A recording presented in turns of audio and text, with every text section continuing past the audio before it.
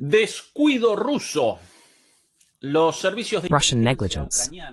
Ukrainian intelligence services carried out a daring attack against a Russian submarine docked at a military port in Russia, in the Black Sea. Fortunately for Russia, the Ukrainian underwater drone failed to hit the submarine directly, and miraculously collided with the pier just a few meters away, causing no damage to the vessel. Once again, the Russian armed forces have made an obvious mistake in protecting their bases and military equipment.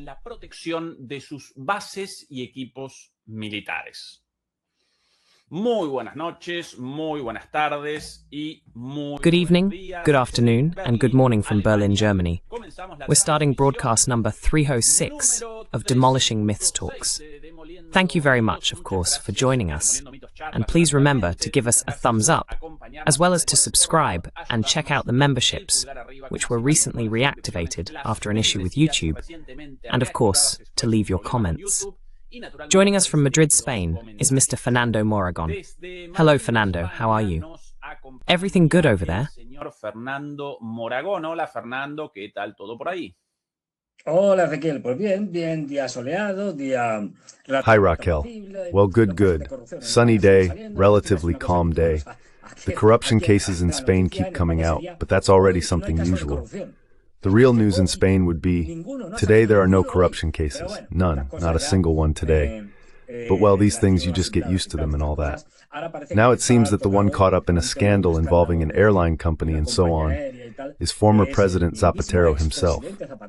But anyway, we'll leave it at that because, well, that's how things are.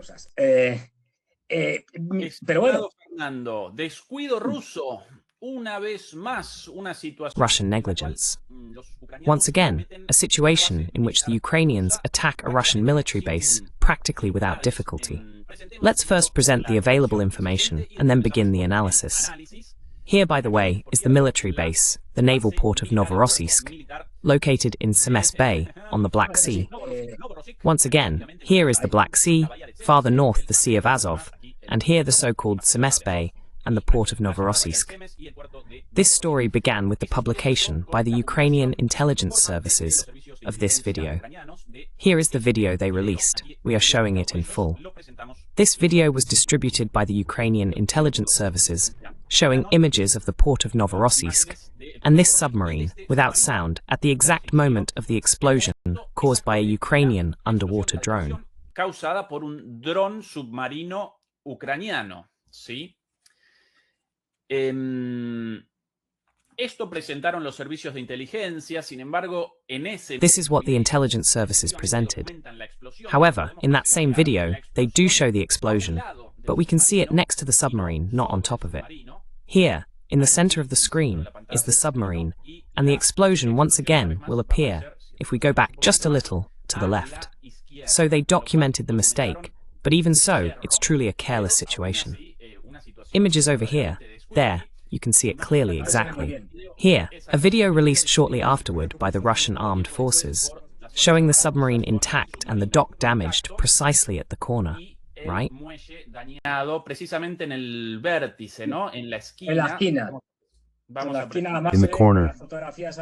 the corner of the photographs, we'll see it now. In the aerial or satellite images, it's perfectly visible. It shows a kind of L. The submarine is on one side of the L, and the impact is right at the corner.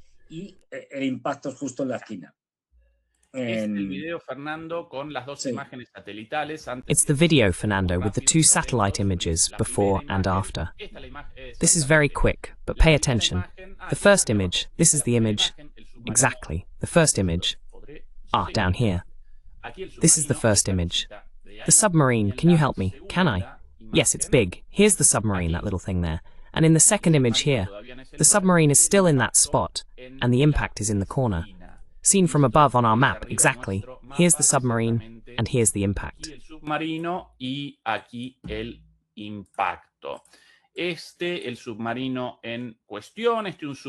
This is the submarine in question, a Varsavianka-class submarine, Project 636, a diesel-electric submarine equipped with Caliber missiles. Apparently, it is one of the upgraded Soviet Kilo-class submarines, known to NATO as improved Kilo-class submarines. The Kilo submarines were very popular during the Soviet Union era. These were obviously built after the dissolution of the Soviet Union, but they were upgraded and therefore capable of carrying caliber missiles. Sí, estos son los clásicos.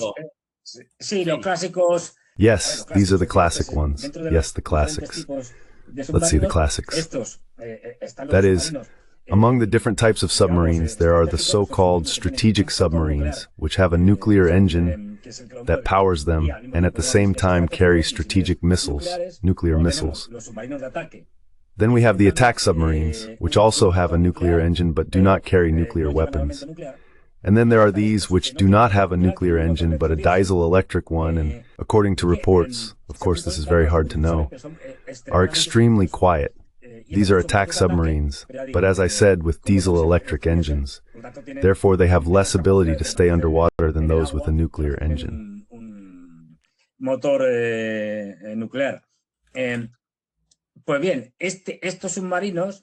Well, these submarines, which are key and which all major fleets have, the Americans, etc., have their equivalents. Now notice something very interesting here. Those images that Ezequiel just showed, where you can see the port and so on, with the ships, the submarine, the explosion. And I say this, the Ukrainians, how do they have this? Well, now we're going to explain why the Ukrainians have such good images of the port. Because here's the funny part, so to speak, and one of several Russian oversights. This was taken from a camera that was installed in the Russian headquarters building there at the port. In other words, they hacked the camera. That's why we can see it so clearly.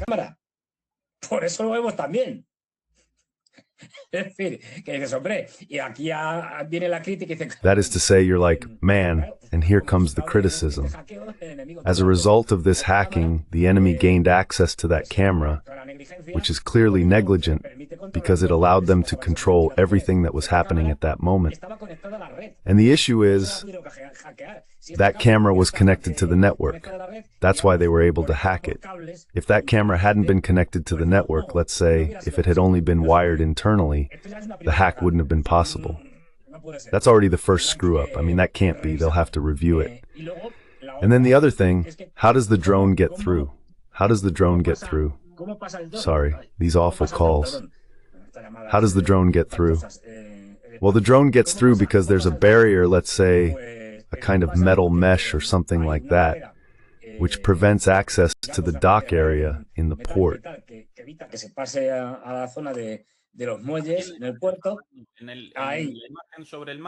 In the image over the map, the barrier of course goes down and up. Closed, yes. Obviously the drone was able to cross at some point.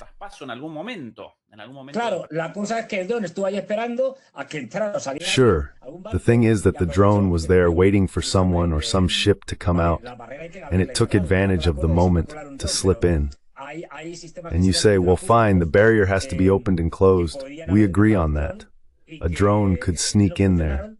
But there are systems called hydroacoustic systems that could have detected the drone, and they didn't work because the experts who operate them just weren't there at the time. Another disaster. They were lucky in this case that the drone hit the corner. But if it had hit the submarine, it could have caused quite a bit of damage. I don't think it would have sunk it because the power isn't that great, but it probably would have needed reconstruction and been out of service for quite a while.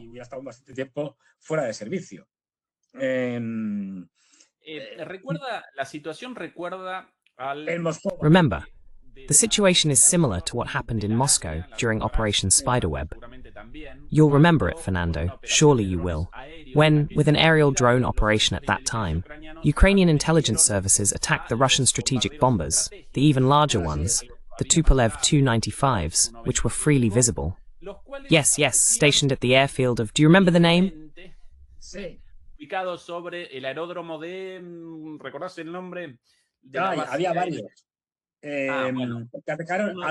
There were several. 5 attacked in total, I think. We have to remember that. But there was some justification there because, due to an agreement with the United States through a series of treaties that no longer exist, but, well, some of those things are still maintained to provide greater security. Strategic bombers have to be parked, let's say, outside the hangars, in daylight on the runways, so that the opponent's satellites can monitor them. Puedan controlarlos y por lo tanto prevenir una... Sí, eso respondieron los rusos, pero hay... Therefore, to prevent it. Yes, that's what the Russians answered. But there was, I remember, a grey area. The Russian strategic bombers were indeed stationed outdoors, without hangars. But the US strategic bombers were not. The Americans were, or are, kept under hangars, as the Russians are now as well. I carried out an inquiry and investigation into the text of that military agreement on nuclear delivery systems, and the agreement establishes the obligation of notification and visibility. But in very general terms, it does not actually determine whether they can or cannot, must or must not, be kept in hangars. Pueden o no pueden, deben o no deben aparecer en hangares. Entonces los rusos realizaron unas interpretaciones. So the Russians made a strict interpretation of that and left them outdoors, while the Americans didn't. Theirs appear covered. So once again, the Russians' naivety, their carelessness back then with strategic bombers, was something much more serious. They eventually corrected that situation, built hangars, but after that attack, now, once again very close to the conflict zone in the Black Sea. No, of course we're talking about the Russians. No, claro, es que estamos hablando... de los rusos, Claro, no estamos hablando de que... Of course, we're not talking about what you mentioned. That is the naivety and the strict observance of more or less ambiguous agreements, like a gentleman's agreement. And of course, the problem is that one side does behave like a gentleman, meaning they give their word and keep it, and the others don't, as they've always done, meaning the Americans. This Russian naivety, which I've noticed many times, this faith in fair play, in the sense of, okay, it's a war, but we're all playing fair here, right? As if we were gentlemen. Aquí jugamos todos limpio, ¿no? Como si fuéramos caballeros. Esto que no es así. Con los norteamericanos, con los anglos, con los europeos. This isn't that so, with the Americans, with the Anglos, with the Europeans, who play in a completely opposite way, that is, by deceiving, breaking promises, betraying. Well, of course, this is something that unfortunately you can see in the Russians when you talk to them, because they have this mindset, well, yes, this is a war, but we behave as one should in wars, right? Well, that's naive and on the other hand careless. There were already plenty of instances of negligence when the Minister of Defense was Sergei Shoigu. Negligence and corruption.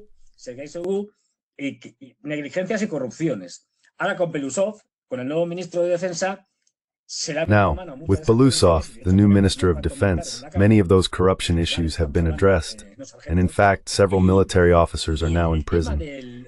In general, we're not talking about sergeants. And regarding the Black Sea Fleet still faces many problems due to negligence. Let's not forget that this began at the very start of the war with the sinking of the Moskva, which was the fleet's flagship. Since then, there have continued to be drone attacks and so on over Crimea, as well as on ports like Sevastopol and so forth. But let's see, on one hand, negligence. In fact, the previous admiral, the one stationed in Crimea, was dismissed precisely because of this. But they still haven't fixed it.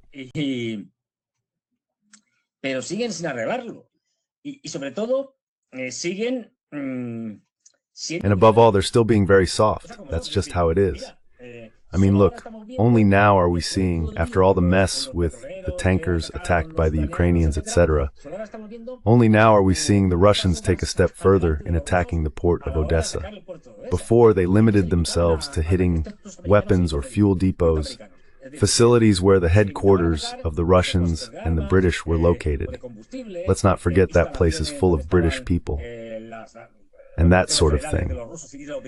Now, as we saw the other day, they're saying, look, this ship, let's take it out because it's carrying a diesel generator that could be useful to the army in general.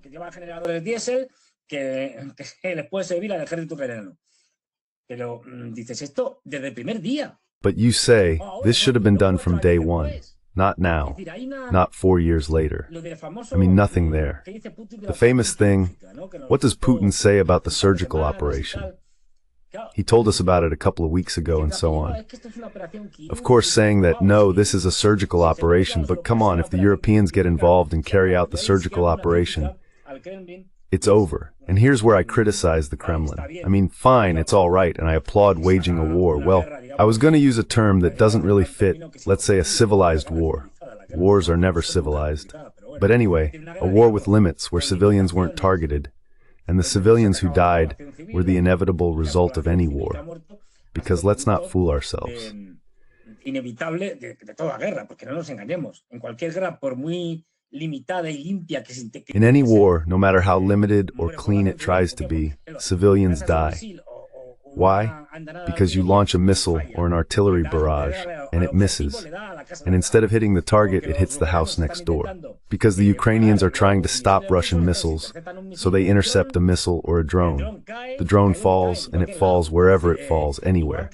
That is, just like the missiles or the Ukrainian anti-air systems. When they fire, if the missile doesn't hit its target, it lands somewhere else. This is inevitable. And of course, that causes civilian deaths. But this was the opposite, the complete opposite of what we've seen in Gaza. Lo opuesto, lo contrario absolutamente a lo que hemos visto en Gaza. Allí no, allí era arrasar. Not there, no. There it was about wiping everything out. And the more civilians that die, the better. Of course, this is, well, let's say that between what's happening in Gaza and what the Russians are doing, there's an intermediate scale where, well, more can be done without reaching the atrocities committed by the Israelis. Then he says, well, this is unacceptable. And since it's unacceptable, I mention it because from the Russian point of view, he says, look, all this surgical precision is delaying the Russian victory.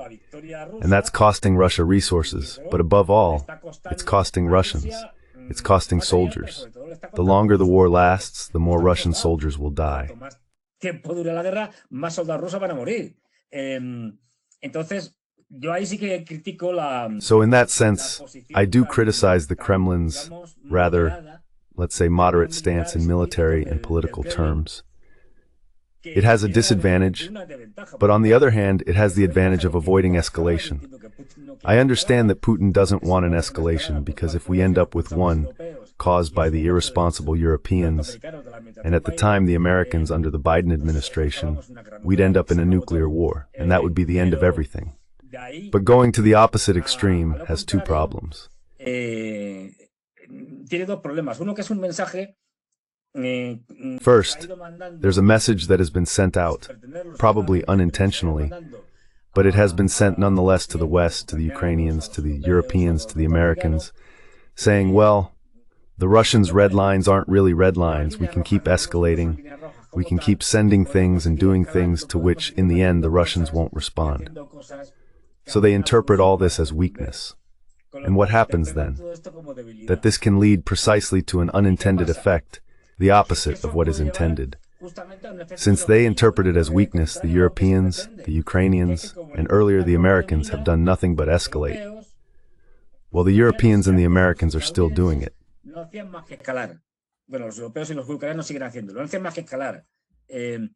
They do more than just escalate, and in the end, that leads you to the exact opposite effect, because what you wanted was for them not to escalate, but since they interpret it as weakness, they escalate. So you have to be careful and find that middle ground, which I understand is difficult. But you have to, look, it's not clear now that the Kinzhal missiles, for example, are already deployed and don't carry nuclear warheads. The only one that has been used, we've seen that it carries, let's say, kinetic munitions. That is, rods made of tungsten alloys and such, which can be accelerated to hypersonic speeds, and by the mere impact with any object, cause massive destruction due to the accumulated kinetic energy.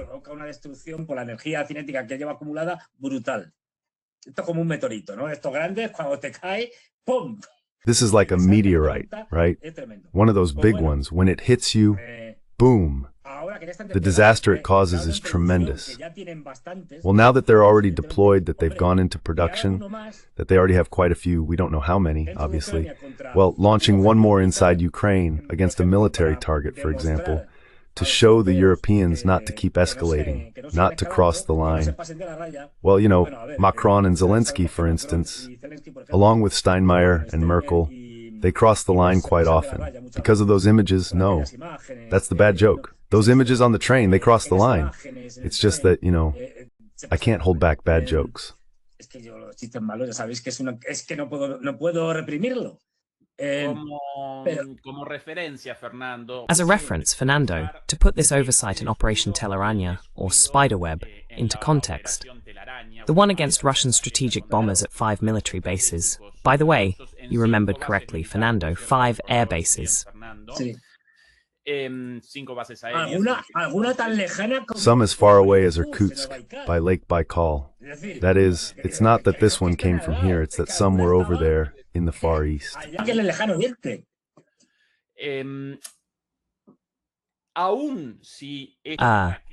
Even if this attack had resulted in the destruction of the submarine in question, Russia has a fleet of more than 60 military submarines, around 50 of them, more or less, nuclear-powered, and naturally also capable of launching nuclear missile attacks.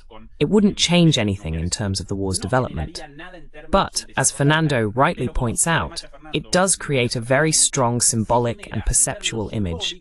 Just like back then, with the destruction of, I don't remember exactly how many, Tu-95 bombers.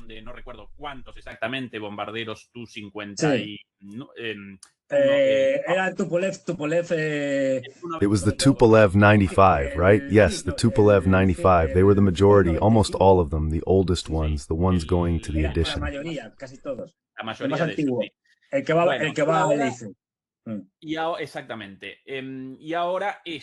Exactly. And now this, they even presented it, despite the fact that the very images distributed by the Ukrainians documented the mistake in the impact, the error in the strike.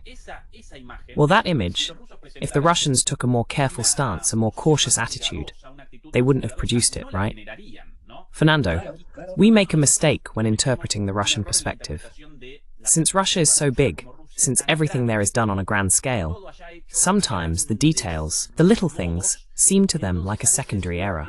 Maybe that's the explanation. So many military bases, so many airfields, so many ports across such vast territory. Well, what matters there is mass production, military superiority, and if along the way there's a small oversight, a hatch left open or closed too late, so be it. That might be the Russian perspective, but it produces the opposite effect, doesn't it? Claro, además lo estamos viendo en la guerra. Of course, and we're also seeing it in the energy war, so to speak. Why did the Russians in 2022, when Surovikin, in the fall of that year in October, began attacking Ukraine's energy systems, power plants, mainly substations and so on, and started cutting off electricity to Ukraine, stop in January? They replaced Surovikin, took him away, put Gerasimov directly in charge as the conductor on the ground, on the battlefield, and stopped. It's hard to understand, I mean, it's a mystery. Then this year, finally in the summer, they systematically resumed attacks on the energy system. Before that, there had also been attacks, but not systematic ones. One day yes, one day no, one day yes again.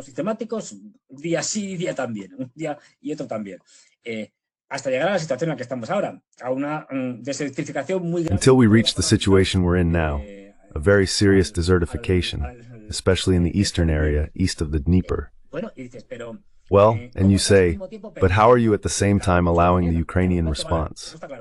They're going to hit you somehow, that's clear, but couldn't you have sped up this process and prevented the Ukrainians, with drones, from attacking the Russian energy system, mainly in European Russia? Although sometimes one has gone farther. And you say, but how do they understand this? Well, as if they're not willing to fight a harsher war. And these are, let's say, losses caused by the enemy that they're going to accept.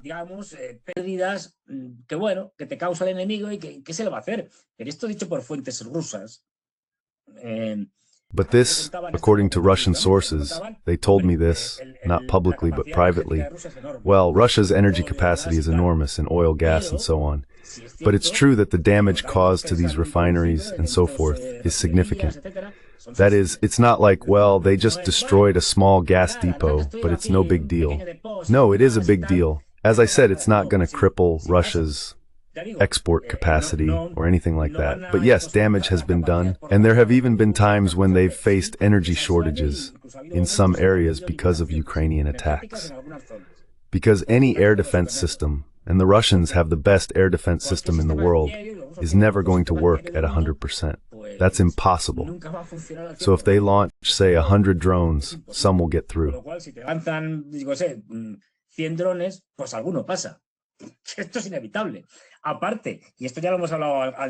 This is inevitable. Besides, and we've already talked about this before, the Americans, as we'll now see in a more irritated tone, were until recently still sending satellite data, communications, and so on to guide those drones.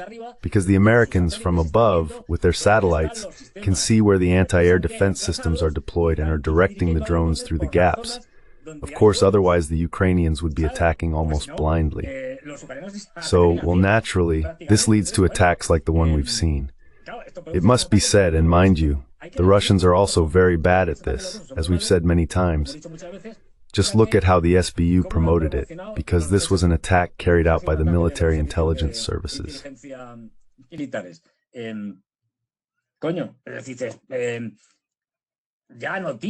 Damn, I mean, well, there's news everywhere already, images on every Telegram channel and all that. And the Russians, when they have a success, they barely even notice it themselves, because they don't know how to publicize it.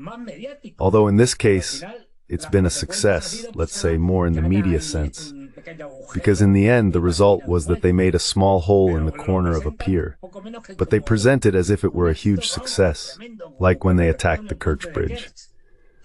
But it didn't matter, because all the supply and logistics stuff no longer goes through the Kerch Bridge.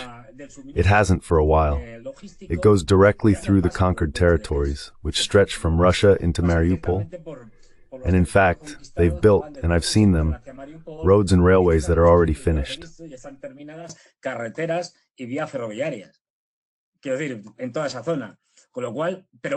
I mean, throughout that whole area. So, well, when they attack and make a small hole there in the defenses of the strongholds, it shows up everywhere in all the media, and it's seen as an extraordinary success when they haven't really achieved anything. Well, the Ukrainians are very good at that. That is, at selling propaganda successes that sometimes don't even exist. But, well, the Russians don't know how to sell their real successes. You don't even hear about them. So, there's a propaganda problem there about creating a positive image of your achievements and so on through major media outlets, social networks, and so forth, which is what works best. And in that, they're really bad. Y ahí es que son muy malos. Pero yo que hablo con ellos, es que hace tiempo. But they, the ones who talked to them, well, some time ago, just a few years back, not that long ago, many of them were still saying things like, well, no, this drone stuff, this, no, it's not important, and all that. No, this advertising thing, no, or propaganda, no. The Spaniards, well, that's how things go for them. I mean, yes, they're going to win the war. That's indisputable. Even the Europeans don't argue about that anymore, though they have to put on a show and say no, that we'll fight the Russians in 2030. Fine, sure, whatever they want. But as I said, they've got a serious problem there. Ahí tienen un problema grave. Pero vamos, la guerra se acaba en el 2026. But anyway, the war will end in 2026, and we're already seeing this collapse situation. Also, I read today that, for example, in the case of the Ukrainians, there are already units, just to show how things are, because of the number of drones the Russians have deployed. They're talking about around 6,000 a day. Those that are shot down or have hit their targets are constantly replaced. In other words, they're flying over the front lines. So, the Ukrainians admitted that it's now practically impossible in the last few kilometers, in the last 5 kilometers, to supply the soldiers on the front lines using traditional methods. And there are already units that are supplying up to 80% of their needs through daily ground drones.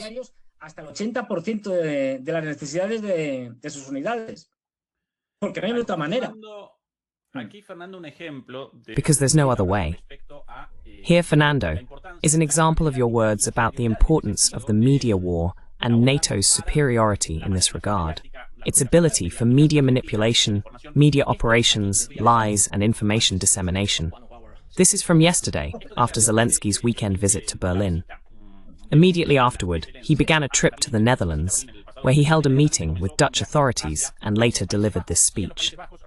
Pay attention to the words and lies spoken by this man, already known to everyone, or at least to the more or less informed world, but still repeated over and over as part of a media and propaganda strategy.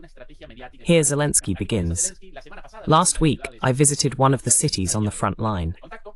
Yes, our city of Kupiansk.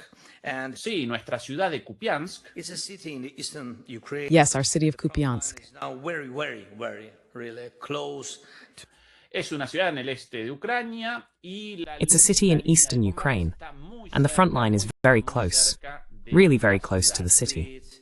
And Putin publicly lied, claiming that Russia And Putin announced that Russian forces had already taken the city. the city. Putin mintió públicamente Putin publicly lied, saying that the Russians had already taken the city. So I went, publicly and personally, to Kupiansk to show the world, to show one single thing to the world, that Putin was lying. Well, we have to keep exposing the Russians' lies. We already presented this, Fernando, but since they keep hammering away with their propaganda, we're going to do the same work, but with evidence. Here's the video of Zelensky, published a few days ago. We showed it. I don't remember if it was here with you, Fernando, or with Juan Antonio. Yes, yes. Aquí con vos, Sí, sí, Fernando, no. o con Juan Antonio. This is the video of. Ya públicamente refutado como It has already been publicly refuted as false. Why? Because it was made before the present time, recorded some time ago, as this video shows. And in contrast, we can present the current video, taken not only by a Russian drone, but later also by the Ukrainian armed forces. In the same location, there is the image taken by the Russian drone. el mismo lugar. Esta es la imagen tomada por el dron ruso al día siguiente de esto. The next day after that, of course, you can clearly see that the letters spelling Kupiansk have fallen off in several places where they used to be. The Ukrainian flag is gone, and that metal grid we saw on one side is broken. Anyway, no. So he ends up caught in the lie, right? Of course, the question is, he says, what evil?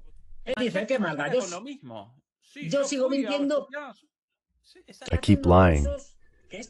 What are the Russians doing with these videos? For example, the ones you showed. This one here, the one with the Ukrainian girls, the Ukrainian soldiers walking by, and you can clearly see it. Why aren't the Russians spreading that everywhere? I mean, take advantage of it, build your own counter-propaganda, have, I don't know, Lavrov or Belosov or whoever put on a show saying, look at this. No, that doesn't even cross their minds. And that allows this man to keep telling those atrocious lies. Truly atrocious. I mean, I've been there. Yes, you've been there, but 2 years ago. But of course... Yes, or maybe a few months ago. A few months ago, to be precise. No No, now. And then the origin of this whole mess, right? I mean, this whole propaganda mess. The issue of the Ukrainian counterattacks in Kupiansk. Well, I've been trying to get informed because in the end I only found people providing evidence of a Ukrainian presence in some part of Kupiansk in October. And not much else. And on top of that, they were destroyed. So, of course, there's the video. What's going on? Step aside. Ukrainian ones released a few days ago. del video de Zelensky. From Zelensky's video, they're going to document the location, and indeed they're going to show the same images captured by Russian drones of, oh, they're detected, saw that, the red light, a Russian drone detected. Yes, so they speed up. Well, they're on social media, and in 2 minutes, that monolith, that sign, is in an area taken by the Russians, now disputed, apparently retaken by the Ukrainians, but still contested. So Zelensky's video right there, the monolith. Zelensky's video, fake, filmed some time ago. And as proof of the current situation, we're going to see in the same video that suddenly Russian drone alarms start going off. The girls, the soldiers, yes, have to run away from the place, with a natural look of fear, typical of an area of those circumstances. Yes, yes. De las circunstancias, sí, sí. Efectivamente, pero ahí se ve Exactly. But you can see there that there are almost no letters left, they've fallen off. I mean, it has nothing to do with it. Anyway. The Russians don't know how to take advantage of this. It doesn't even cross their minds. They don't have imagination for these things. There are things they do very well. Look, look, look. This one, caught in the net. There, if you look closely. Yes, and with the explosive there. Let's see who's going to climb up there to get it. Although, well, it's just incredible. I mean, as I said, right now the logistics are changing completely because getting supplies to the front is almost impossible.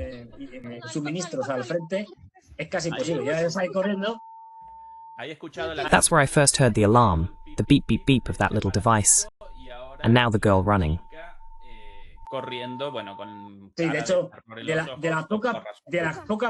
In fact, of the few words I know in Russian, he just said a very common one, something like suka, which would roughly translate as damn, let's go.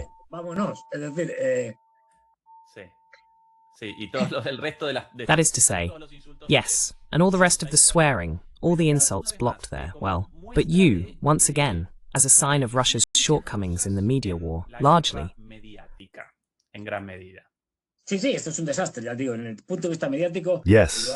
Yes, it's a disaster. I mean, from a media standpoint, they're doing a terrible job. That is, especially in this kind of thing, the media war. And let's not forget one thing. Look, I understand that Zelensky spreads misinformation. They're at war, and misinformation, deception are part of war. But of course the problem is that the Russians don't know how to do it, and they leave the field open to everything Zelensky says. Why hasn't someone come out to refute what he said, with the videos and all that? Putting them out there, distributing them, sending them to all the social networks, using bot farms.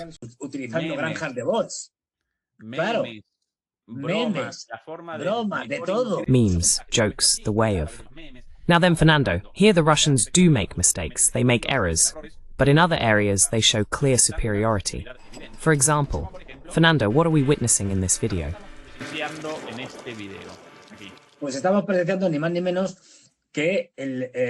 Well, what we're witnessing is nothing less than the replacement of the old missiles in fixed silos.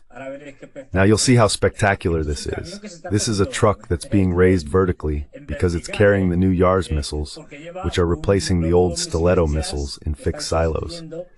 And of course, they remove the old ones, and this one a truck comes in as we're seeing, it goes vertical and drops it in. You can see very clearly how it's being placed inside.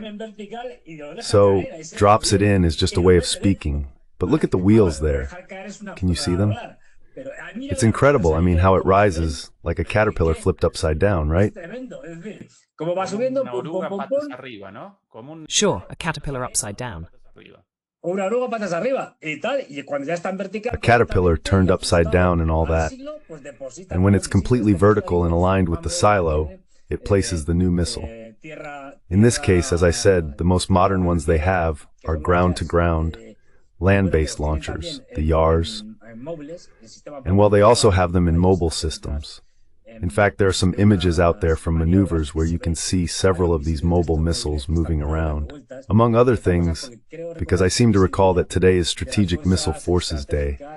So, well, they're celebrating and all that. I think Putin congratulated them and so on, the usual stuff with these things. And well, what we're seeing here gives us an idea that things aren't going very well. In what sense aren't they going well? Well, they're not going well because we keep rearming, since of course the Americans refuse to reduce their weapons. So there's no choice but to keep developing and installing new missiles, in this case, in the silos. It's an anti-drone weapon, in that case, protected. Yes, it's an anti-drone weapon. Exactly. That's why it has that space-like appearance. The weapon doesn't fire anything, meaning it doesn't shoot bullets, but instead emits frequency waves to intercept and cut the drone's communication lines. It's spectacular. This shows the scale of these intercontinental ballistic missiles. Between this and these reach 12,000 kilometers, so they can practically get anywhere. Exactly. Indeed, here we can see the connection between the development of this missile technology and the development of space technology, of space rockets. This is, of course, something much smaller, but already of that caliber. Something launched into space traveling 12,000 kilometers.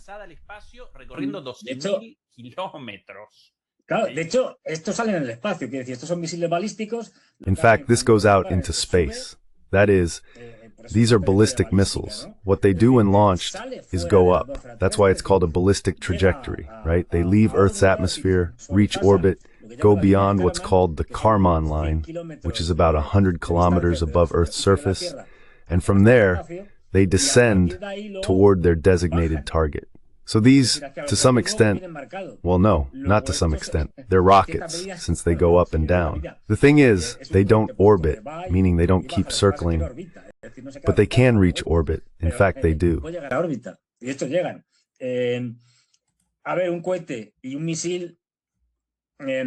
Look, a rocket and a missile have a lot in common. It's true that there are some differences. For example, if you look at space rockets, when they're about to launch one, hours before or at most a day before, they're fueling it through a kind of hose that pumps in liquid oxygen, kerosene. It depends on the type of engine. But not these. These can't just say, hey, there's a nuclear attack, let's fuel it up. No, they already have the fuel on board. I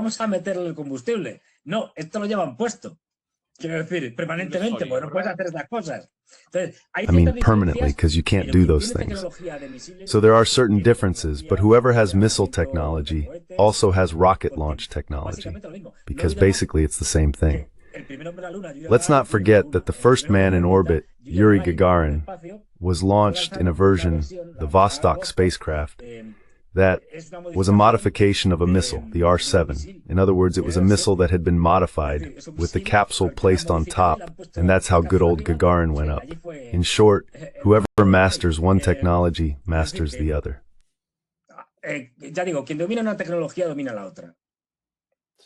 So, well, the Russians. What year was Gagarin's thing, Fernando, exactly? In 1959. No, 59 or 60, right? 59, I think.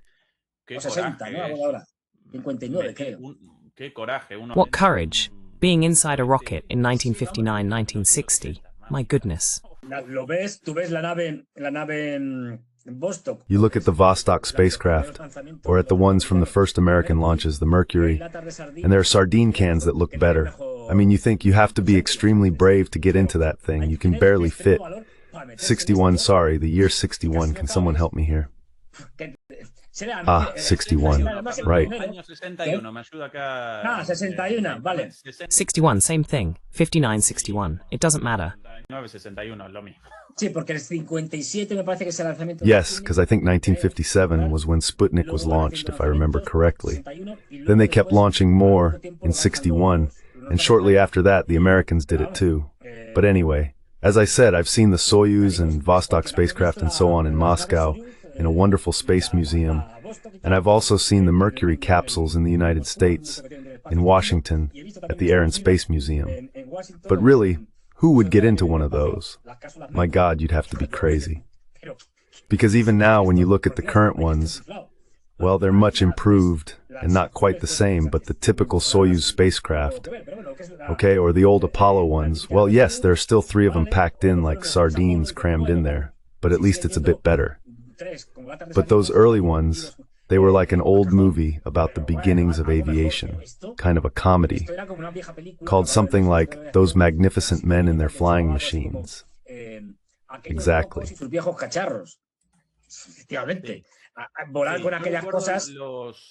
Flying with those things. I remember at the NASA Museum in Houston, the shuttles and everything from back then, and they also gave the impression of being like a sardine can on the American side. So at that time, practically all the shuttles, the missiles, everything was like that. Es la época heroica de la carrera espacial en el sentido de que había que... It's the heroic era of the space race, in the sense that it took a lot of courage to do what both sides did. Anyway, the point is, let's be clear that even if they had completely sunk the submarine, they would have launched a massive propaganda campaign, and on top of that, it would have served for Europeans to say, no, the Ukrainians can still turn the game around, which is false. I mean, let's be clear about what would have happened. The war is already decided. It doesn't matter. The Russians, depending on how they handle it, will lose more or fewer men and equipment, but defeat is inevitable for the Ukrainians. And yes, it's true that the Russians make many mistakes, but the Ukrainians make 20 times more. That's just how it is. And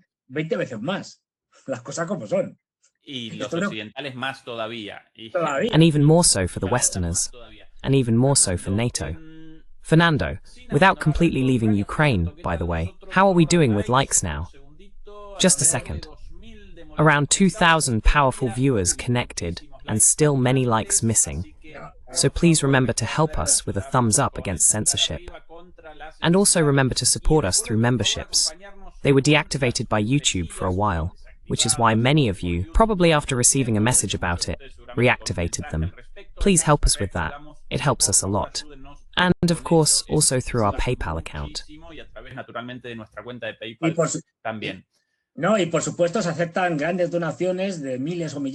And of course, large donations of thousands or millions of euros are accepted because Chinese and Russian funding, well, no. I mean, they don't give us a single yuan or ruble. So because of that, we'll have to rely on the goodwill of the demolishers. Because as I said, the Russians and the Chinese don't give us anything.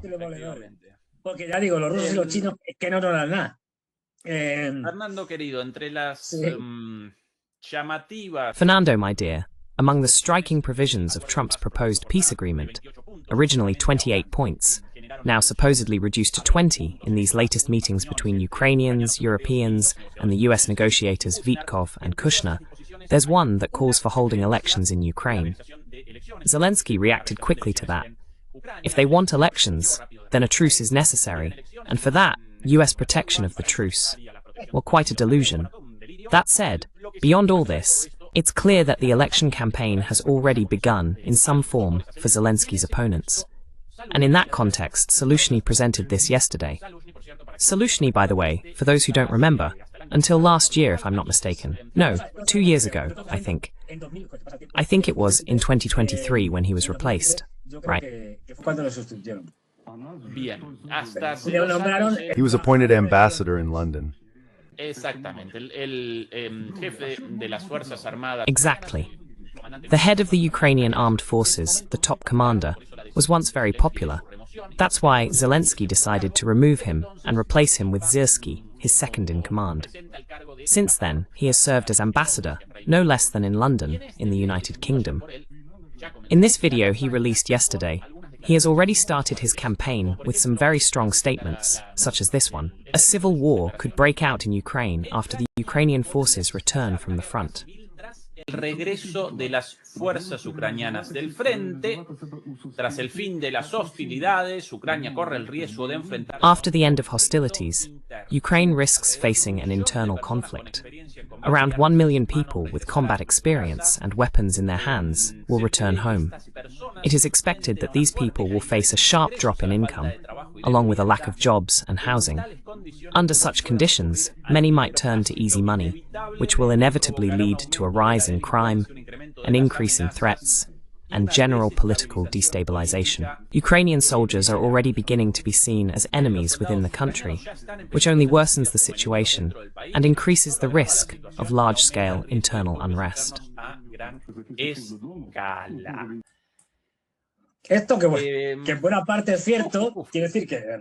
This, which is largely true, means that when a country is defeated, chaos is usually the norm. But obviously the United States is taking advantage of the situation to campaign, that is to say, no, look, chaos is coming, disaster and all that. And well, faced with this terrible situation, I offer myself for the post-war period and so on, to lead the country and take on this great responsibility of being president of Ukraine, whatever. basically to keep stealing in Ukraine. But anyway, the truth is that no one really knows. I mean, when the army collapses, when Zelensky's government collapses, what could happen? Anything. Cuando colapse el gobierno de Zelensky, ¿qué puede pasar? Pues de todo. Es decir, desde un golpe de estado blando.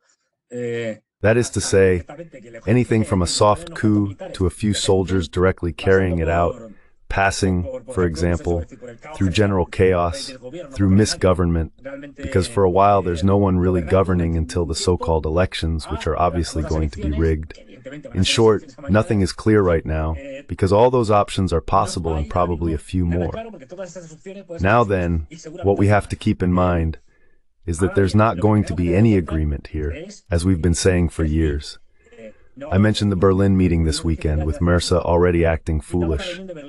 My statement isn't exactly amusing. We've practically reached 90%.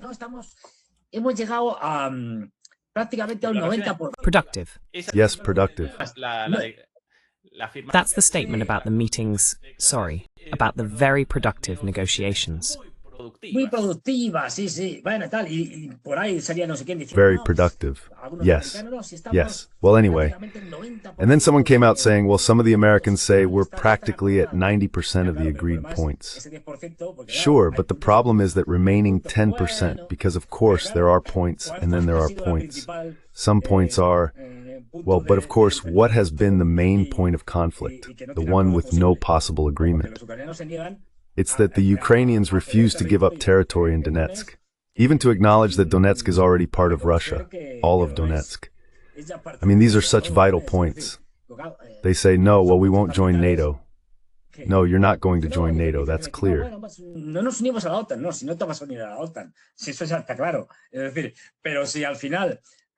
That is to say, if in the end, the key element of the proposal is those 28 points, reduced logarithmically and expanded to 20, no one even knows how many points there are anymore. But anyway, it doesn't matter. If one of the key elements is, look, you have to withdraw from Donbass, and you say, no, I'm not going to withdraw from Donbass, and besides, I don't recognize Donbass as part of Russia, neither the part I hold nor the part the Russians hold, then it doesn't matter what else you've agreed on, whether it's holding elections or going to Mars.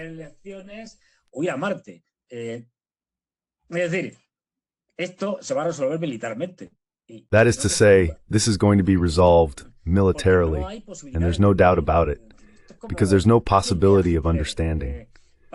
It's like imagining Hitler making a deal, I don't know, with Stalin to end the war in January of 45.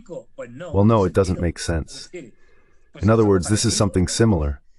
And well, the same thing we've always talked about. The Americans are putting on a show, pressuring the Ukrainians and the Europeans, who have already clearly been assigned the role of the villains in the story by the Americans. And from there, it's all the same. Negotiations, all of it just for show. Meeting again, then the Europeans go and meet, and afterward they all gather again and come up with another plan.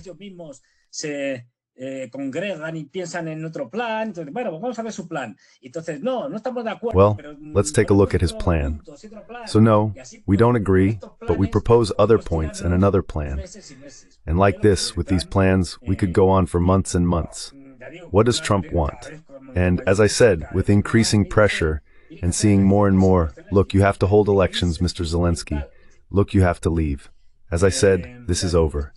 And above all, let's see what the key will be to what might happen in Ukraine starting in 2026. The reaction of the neo-Nazis. That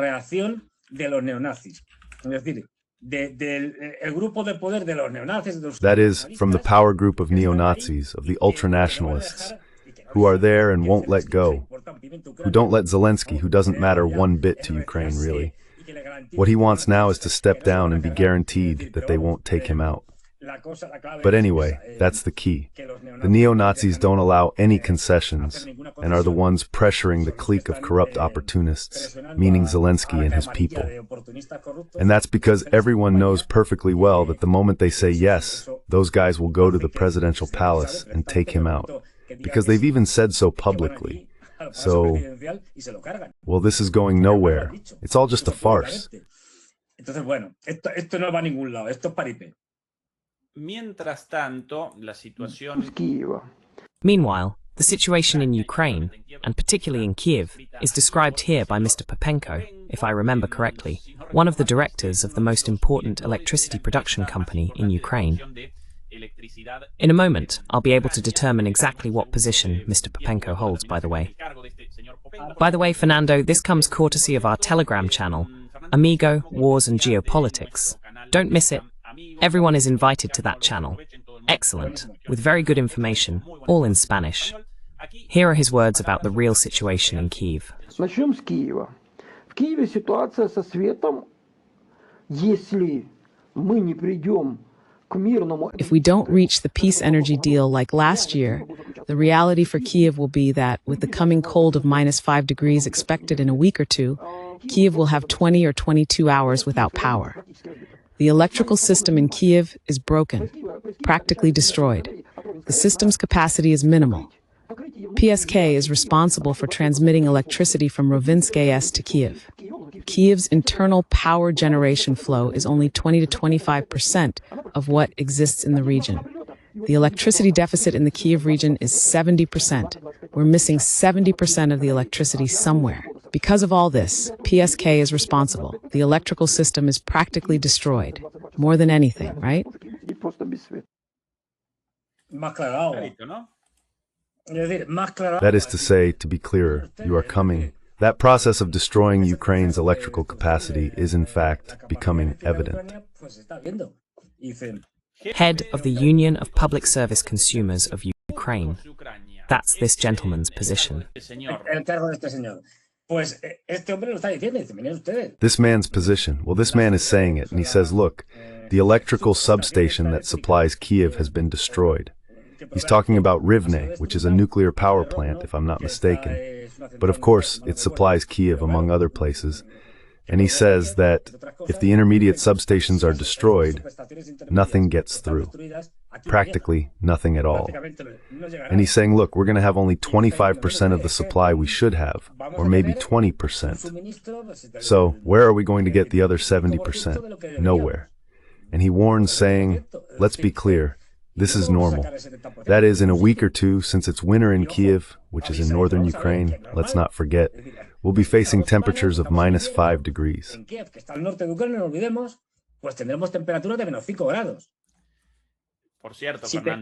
By the way, Fernando, -5 is a low temperature, but not one of the lowest. No, no, no. It can drop to -20 in the middle of a harsh winter, right here in Berlin, or over in Ukraine. Yes. As I said, that's why they point out, no, if this drops to -10, it's over. 20 to 22 hours without electricity. That is, you can't live in a city like that in winter. It would have to be evacuated. We're talking about evacuating 2.5 million people. This is madness and a disaster waiting to happen. And this already depends, as you point out, it depends, let's say, on what we talked about at the beginning, on the Russians, fair play, whether the Russians want to completely destroy Kiev's electrical capacity or not.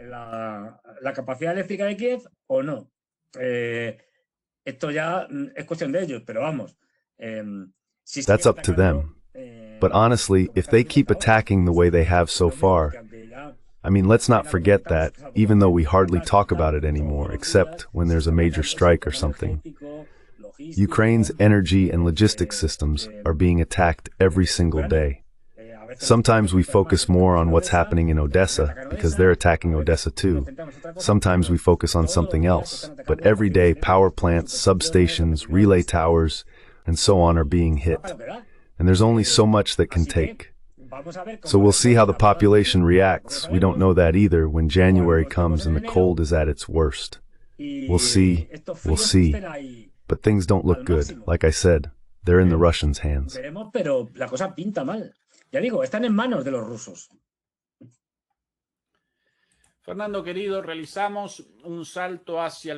Fernando, my dear, we're jumping over to the American continent because of an extremely tense situation following a statement by US President Donald Trump.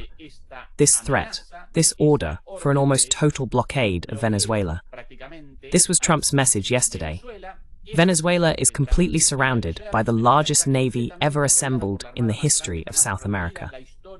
This will only grow, and the shock for them will be like nothing they've ever seen before. Until they return to the United States, all the oil, land, and other assets they previously stole from us. Y otros activos que nos robaron previamente.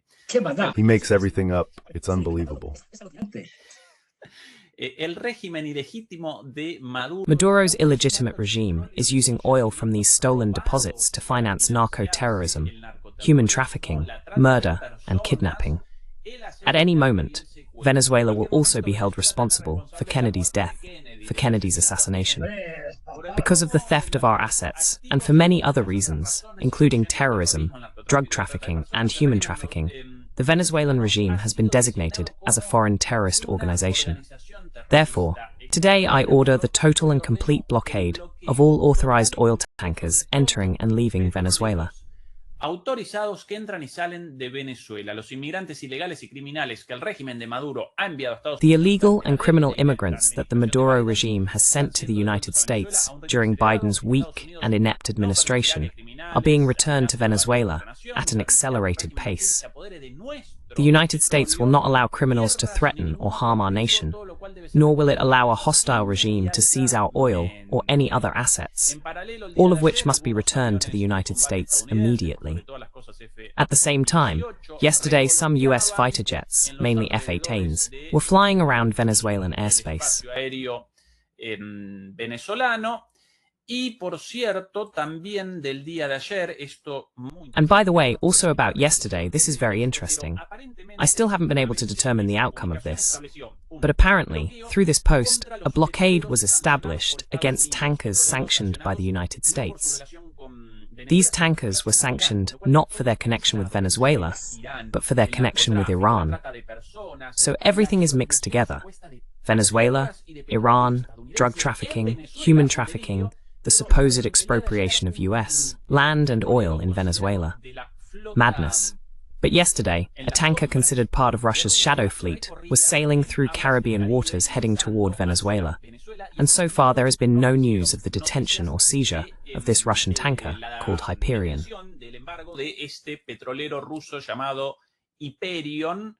Aparentemente, la amenaza contra los petroleros sancionados. Apparently, the threat is against the sanctioned oil tankers linked to Iran or Venezuela, but not to Russia. Beyond that, it seems that here Trump is taking, or rather determining, a new step in the escalation against Venezuela, with a blockade on the sanctioned oil tankers, not all tankers but the sanctioned ones, which logically implies a serious problem for the Venezuelan economy. What analysis can we make of this madness, dear Fernando?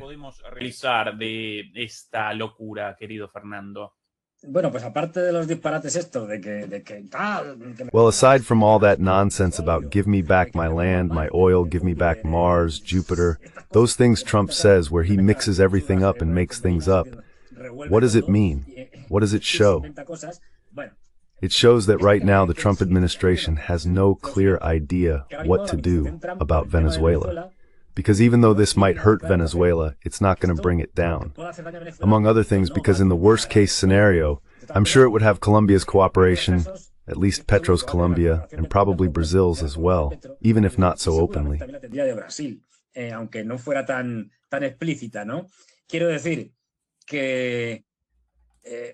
I mean, well, yes, this is a restrictive measure, but it shows impotence. That is, it shows that you have no clear idea what to do about Venezuela. You launched a proposal, or let's say pressure on Venezuela, with the idea that the Venezuelan government would fall, or that there would be a military coup or something like that. Well, that didn't work out for you. Now you're choosing pressure, but you don't really know how to apply it. Well, yes, the thing with the oil tankers. We block the ones coming from Iran, but not the Russian ones. No, this, as I said, is clearly a declaration of impotence. Well, it's being made to look like toughness. No,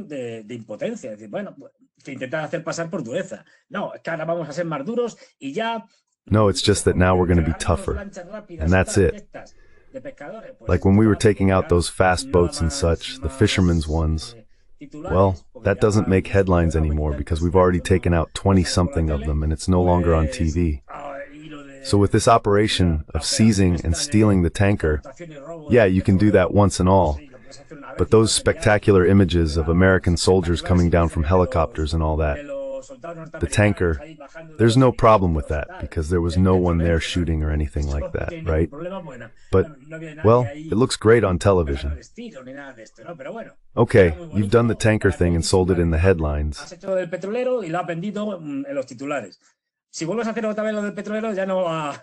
If you do the oil tanker thing again, it won't attract attention anymore. So you have to do something else. The blockade. More of the same. I think they're stuck in the same place. There's an internal division within the Trump administration regarding Venezuela, between the hardliners like Marco Rubio, the Secretary of State, and others who are softer, let's say, and they really don't know what to do. I mean, they're very lost, beyond saying, well, let's keep up the pressure and see if we get lucky.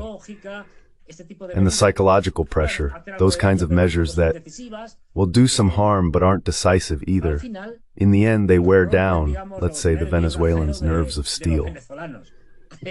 But this, well, yes, it could go on like this for years and years and years.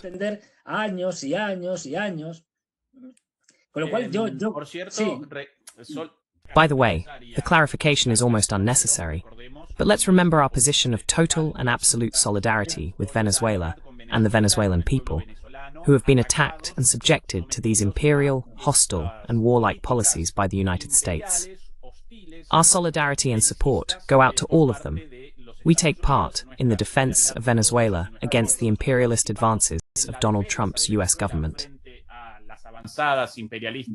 Del gobierno estadounidense de Donald Trump de esta manera a través de la denuncia. In this way, through denunciation, critical analysis, and sometimes even a suggestion like the one I made the other day to President Maduro, to immediately give an interview to Tucker Carlson, showing the Venezuelan government's willingness to maintain a good relationship with the United States, and hoping, just as in the case of Israel, that Donald Trump's own electoral base, the MAGA movement, will support, as Tucker Carlson is currently doing, a policy opposing a US invasion of Venezuela. Tucker Carlson, Candace Owens, and others reject this madness.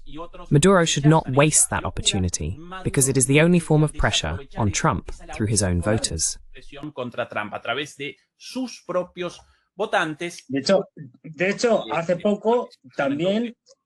In fact, not long ago, Scott Ritter also spoke about this very topic and said, let's see, what kind of madness is this? Does anyone really think that if there were a military attack on Venezuela, they would win? Would it turn out like Vietnam? Because there are some similarities. There's jungle and all that. This would get bogged down and we'd end up losing. It's nonsense.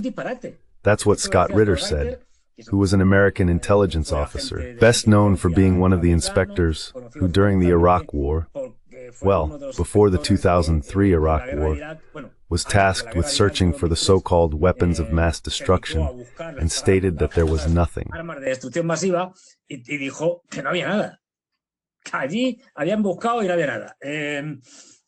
They had searched there and found no one, nothing. But anyway, let's see. There's something that really is important, and we'll see about this, because what is coming back is a kind of evolution. In Latin America, in recent times, more and more elected presidents, or candidates who later become presidents, belong to the hard pro-North American branch, like Milei. And now the president-elect Cast, well, he has already stated that yes, Venezuela should be invaded, diplomatic relations should be broken, Maduro must be removed, some tremendous absurdities. So, well, there are more and more of them.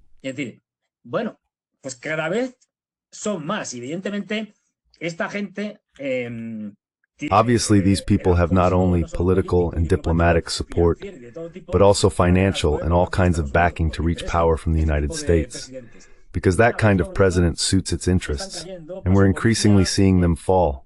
It happened in Bolivia. That is, in this case, Trump has a favorable situation, since there are fewer and fewer countries with presidents who oppose Donald Trump's imperialist policy. And that's worrying. Moreover, it's not just that they support it, they cheer it on and are willing to do anything. In fact, in some cases, negotiations are already underway to establish U.S. military bases in countries where there were none before. La posibilidad de poner bases militares norteamericanas en países que no las había. Este es el objetivo, Fernando. Trump quiere siempre. This is the goal, Fernando. Trump wants servants. Yes, yes, yes, openly interventionist in electoral campaigns, sometimes through economic loans, or at least the promise of economic loans, and in Venezuela's case, directly through military threats. Here are the statements. Attention, this is interesting. Lukashenko on Venezuela, the president of Belarus interviewed by American television. Very interesting. El presidente de Bielorrusia entrevistado por la televisión estadounidense. Muy interesante. Let's talk about Venezuela now. What do you think about what's happening between Venezuela and the United States? All the wishes of the United States of America can be resolved through an entirely peaceful path. I believe that soon we'll be able to talk about this issue with Donald Trump, and I'll tell him many interesting things. War will lead nowhere. A second Vietnam. And here, more words from Lukashenko, now about Maduro. He's a Chavista. He's like a Chavista. Это чавист. Это как Чавес. Он крепкий мужик. Порядочный, вменяемый человек. He is a strong man, a welcome man, someone you can talk and converse with. Back then, with so much, oh, Commander, how we would love to have him alive. And we already know, in almost the whole world, that could happen, maybe. The suspicion keeps growing, doesn't it? La sospecha cada vez más grande, ¿no? Atención a las palabras de Chávez en aquel entonces. Pay attention to Chávez's words. Back then, when the oil runs out in almost the entire world, that's where we're heading. That could happen maybe by the end of this century. When the oil in this world is gone, there will still be 5 countries with significant reserves: Russia, Iran, Saudi Arabia, Iraq, and Venezuela. That's an issue that gives Venezuela special importance, not just now, but for the past century.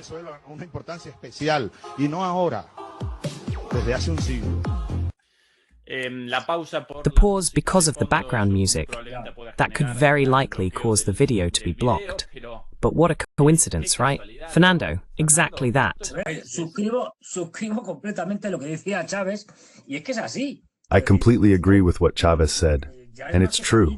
I mean, this is already well known, and there are plenty of reports from all kinds of organizations, articles, and so on, that say the same thing. And as Chávez said, he knew that in this century we're going to run out of oil. Not because there won't be any oil, that is, oil will still exist, but because our ability to extract it, as it becomes harder and harder to reach, will reach a point where it's no longer profitable. In other words, if I need the energy equivalent of 2 barrels of oil to extract 1 barrel, it makes no sense. That's where we're headed. And we won't get there in, what, 2,000 years? No. We'll probably get there at most in a couple of decades. At most, it's already becoming clear.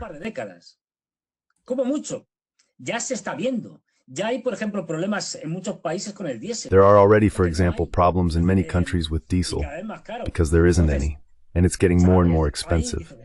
So Chávez said back then that indeed we have been, at the time Chávez said it, and we will continue to be increasingly involved in a global war for control of energy resources. And there are 5 key countries that have large reserves. Iraq, what a coincidence. The Americans invaded it. Imagine that. Saudi Arabia, if you will, the Gulf countries, but especially Saudi Arabia, then Russia, indeed, and Venezuela and Iran. Iran has also been attacked, and we can see what's happening with Venezuela. What a coincidence that conflicts arise, and the situation with Russia and Ukraine, against countries that have major resources which are essential for the survival of other nations.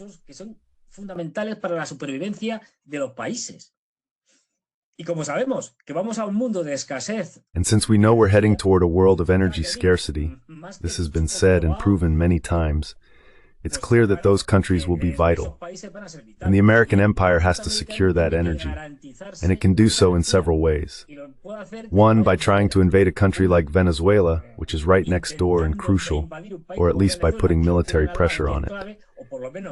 2, in Russia's case, since the war that was supposed to destroy Russia hasn't worked, They're rewinding, which is what Trump is doing, saying, well, do whatever you want in Ukraine, but I need to reach agreements with you on economic matters, especially on energy issues.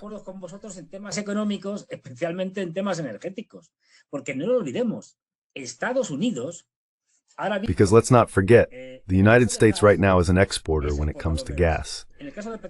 In the case of oil, it's not. It has to import. But it has managed to achieve large, record-breaking every year productions of oil and gas thanks to hydraulic fracturing, using very poor quality oil and gas, which is shale. And those are wells that run dry in 5 years. It's already well known, more or less, what the extraction capacity is. And it's known that in the next decade, shale oil and gas will run out in the United States. From that point on, it will necessarily have to take control, by fair means or foul, of the world's remaining gas and oil. That's why it's attacking Iran and supporting the Israelis so they can crush the Iranians.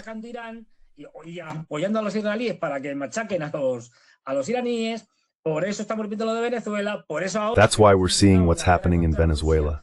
That's why, now that the war against Russia through Ukraine hasn't worked, we're seeing an attempt at reconciliation.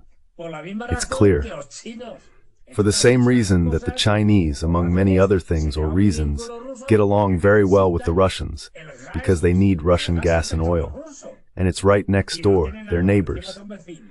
In other words, these are obvious things. And for the same reason that the Chinese reach major agreements with the Saudis, but not with Spain, which has no oil, because Saudi Arabia is one of the world's largest producers, and its oil is of excellent quality, very easy and cheap to extract.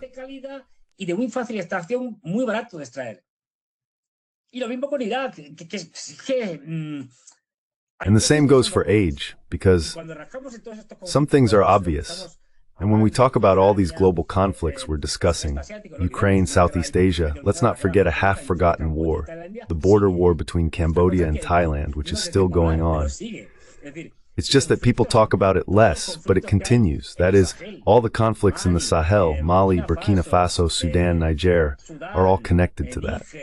So we need to be clear about it, and that's why Europe, which has no resources except for Norway, which has gas and so on, but still, it's not enough for everyone. In other words, we have neither oil nor gas, nor strategic minerals, nor anything like that.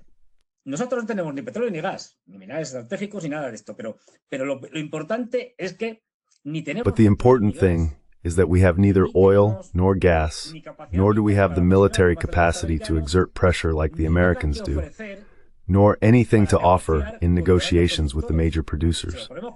We can buy it as long as we have the money. And we shouldn't do things like what we're about to do, such as stealing the assets of the Russian central bank.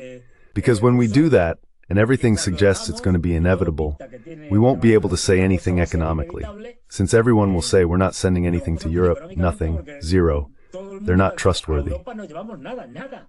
That's where we are. That's why when I say that Europe has entered a second Middle Ages, I mean it has nothing.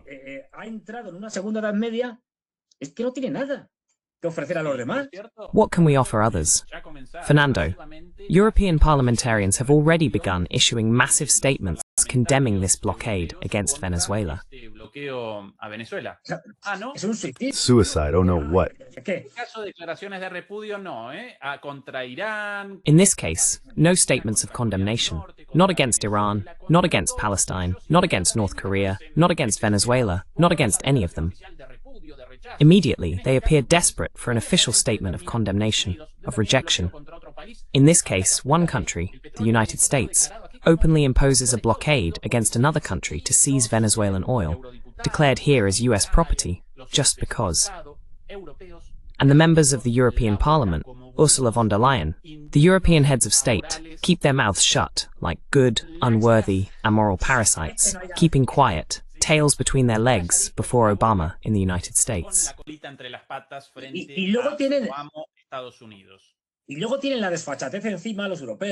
And then they have the nerve, the Europeans, to go around saying things like, no, but you don't comply, that country doesn't comply with human rights, you're not a democracy. Please. Honestly, it's pure hypocrisy. A lack of, I'm not even talking about moral principles, that's obvious, but a lack of, I don't know, don't you realize your credibility is in the negatives? I mean, even just to avoid looking ridiculous. Though they don't care, nobody believes you. The lies are so blatant.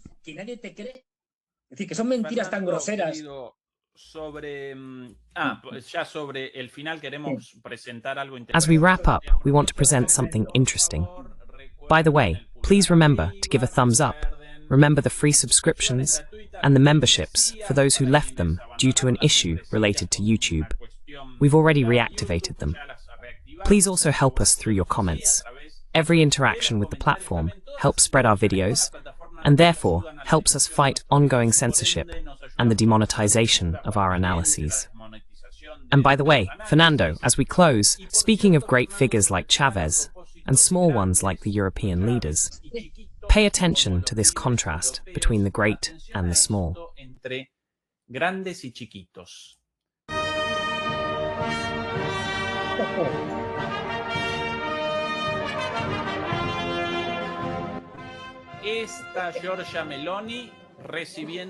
Giorgia Meloni is receiving a visit, this is all real, no joke or meme, from the president of Mozambique, Mr., if my memory serves me right, Daniel Chapo, president of Mozambique. Pay attention to this image. Meloni's face. If I don't have you, I'm going to break my neck. Mr. Daniel Chapo, 6'8", and Meloni, no idea, maybe 5'1". What a difference, wow. It's like a metaphor for reality, isn't it? An emerging Africa, with more and more resources, demographic growth, a lot of things, representing the global south here. Not just Africa, but also other countries. And Meloni is that. She's Europe. A dwarf, that is, compared to the rest of the world. 5'4". 5'4". That's the height, probably a little less, probably shorter than Giorgia Meloni, plus the heels. And this man, 6'8", like a basketball player. A truly ideal height for basketball. Much, much taller. The image is quite amusing. Sure, but as I said, it's that metaphor, right? Of a rising global south that's growing, and a declining Europe. That is, metaphorically represented in this difference in height between Meloni and the president of Mozambique. That's the plain reality.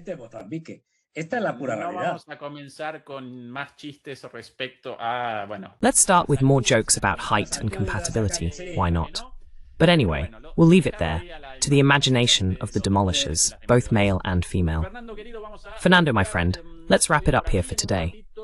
In a little while, Eduardo Vior's show will begin on our sister channel, MP Geopolitics. Remember, this is the last month of MP Geopolitics with its own live shows, so don't miss it. Thank you very much for joining us.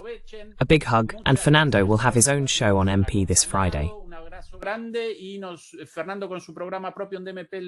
On Friday. Sunday, back here again, right? Indeed. See you soon, dear Fernando. See you later. Bye.